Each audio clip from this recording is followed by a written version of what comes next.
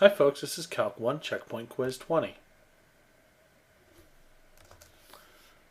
We're told that C is a portion of the curve y equals x to the 2/3 between x equals 1 and x equals 8.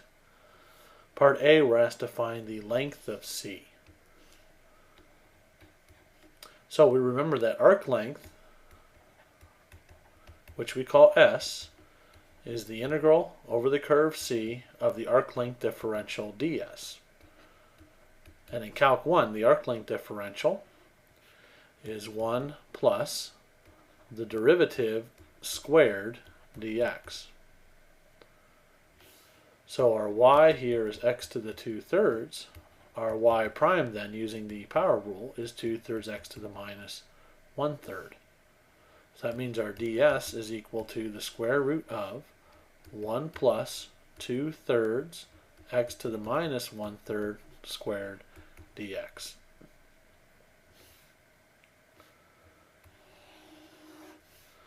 So the arc length then is the integral from x equals 1 to x equals 8 of the square root of 1 plus 2/3 x to the minus 1/3 squared dx. So in order to evaluate this integral, we have to do some good old-fashioned simplification. Okay, so let's look at the integrand here.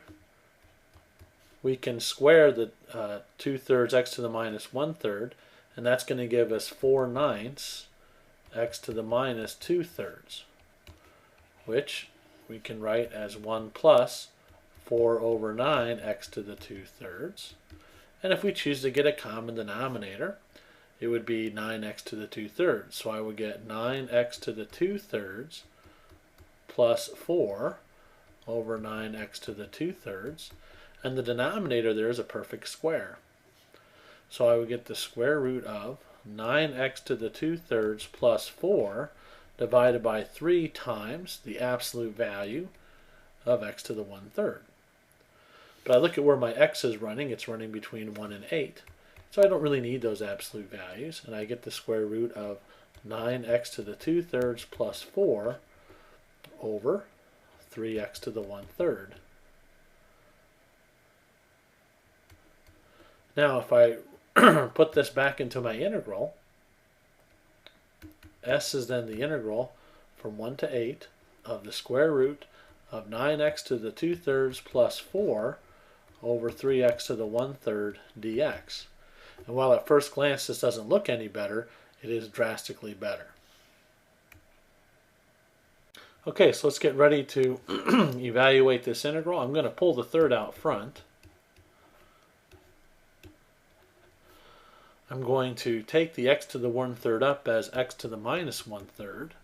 I'm going to rewrite the square root, as we always do, as a quantity to the 1/2 power. I'm going to make the usual substitution we have in Calc 1. I'm going to let u be the thing in parentheses.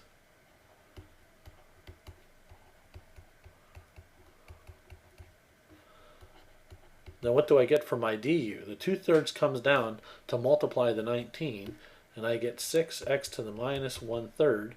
The 4 goes to 0, so that's dx. Now I can migrate the x to the 1/3 over to the dx, and then I'm just off by a factor of 6. And so, as we normally do, I can multiply the inside by a factor of 6, and adjust that by multiplying the outside by a factor of 1/6. So just fixing up this integral, I'm going to have 1/18, the integral from 1 to 8, 9x to the 2/3 plus 4 to the 1/2 times 6x to the minus 1/3 dx. Okay, so this here is going to be u to the 1/2. This here is going to be the du. Only thing I got to do now is change those limits of integration. So how do I do that? Well, I have my substitution here. When x equals 1, what's u going to equal? Well, I plug 1 into this. It'd be 9 times 1 to the 2/3 plus 4, and that's going to be 13. And when x equals 8,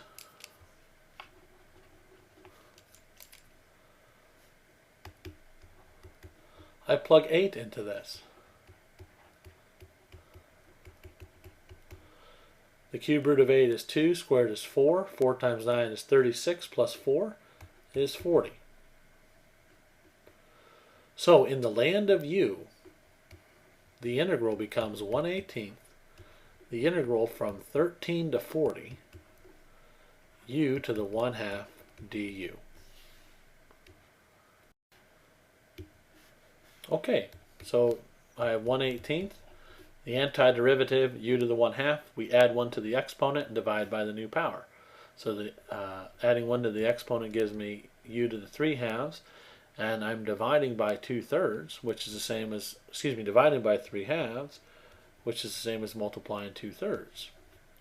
And this is from u equals 13 to u equals 40. So the 1/18 I cancel, I get a 1/9 times a third, I get 1/27 times. Toss in the 40, so I get 40 to the 3/2 power, minus toss in the 13, I get 13 to the 3/2 power. So I get 1/27 times, I get 40 times the square root of 40, minus 13 times the square root of 13. I can simplify the square root of 40 a little bit.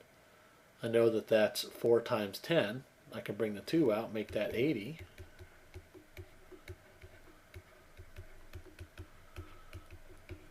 And that's about as nice as we're going to get it. So this is my final answer. This is the arc length. And that'll do it for part A.